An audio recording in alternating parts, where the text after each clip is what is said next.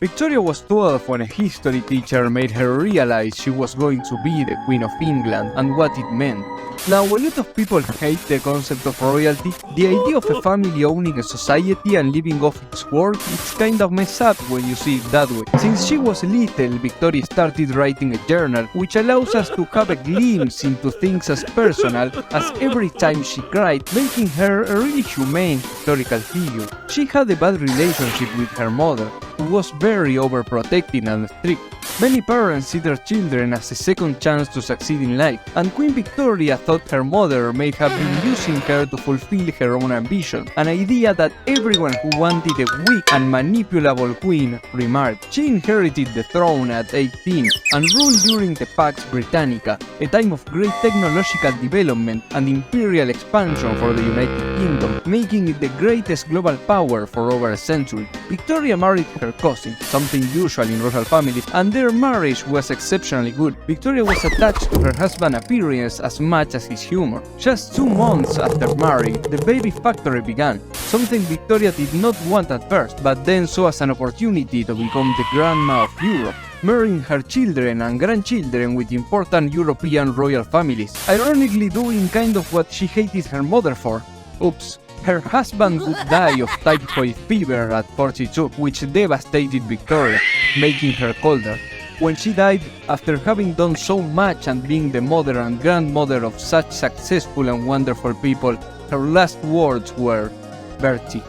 Maybe she could already see him on the other side. The fact that the queen at her dying bed only cared about her loved ones just like anyone else reminds me of another British queen's last word. "All my possessions for a moment of time." Those were Queen Elizabeth I's last words, and I think they say a lot about the ability of death to make us all equal. It doesn't matter how many slaves you have, death will find you just like it found them. Shakespeare lived during Elizabeth's reign, but his work wasn't about death. Well, I guess a lot of it was, but what I mean is that when Shakespeare talks about Julius Caesar, he brings him back to life through his words, because literature doesn't destroy words, it creates them. Now, I don't remember who said that art is the only proof of our passage through the earth. However, they were wrong. France, the army, Josephine. Napoleon was no artist, but he knew his legacy would live on through his political and military achievements. However, his very last word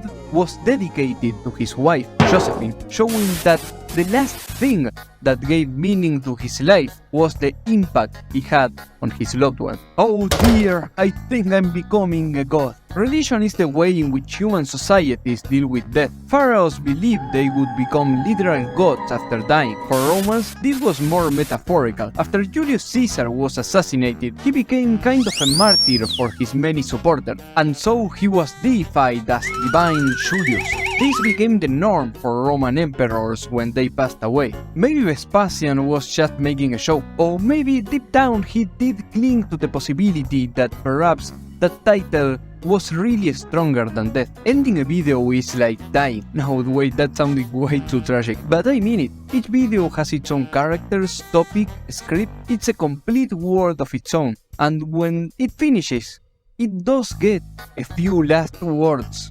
So what about subscribe?